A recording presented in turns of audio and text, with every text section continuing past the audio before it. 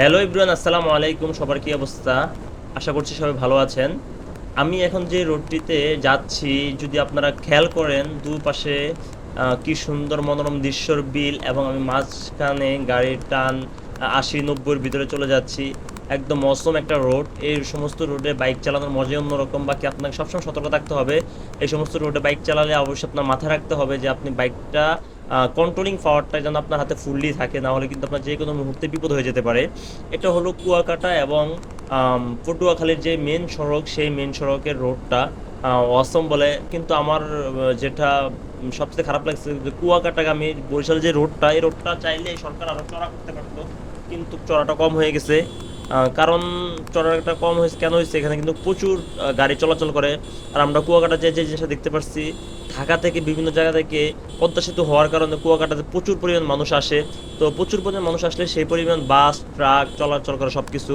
বাকি যদি রোড যদি আপনার সুন্দর না হয়, তাহলে কিন্তু সব কিছু চলতে পারে না। যেমন আপনারা যদি খেয়াল করেন, একটা মাইক্রো বাস গেলে কিন্তু আমার তার প্রায় সাইড সাইড দিয়ে যাওয়া লাগে।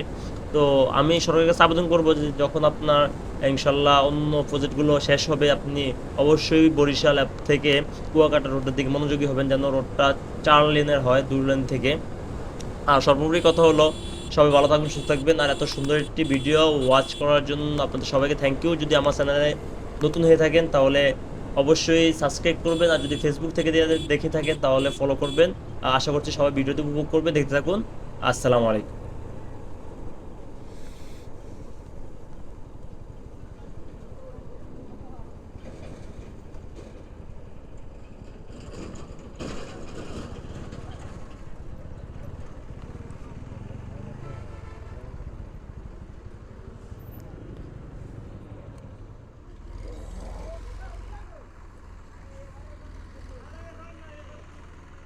কয় টাকা?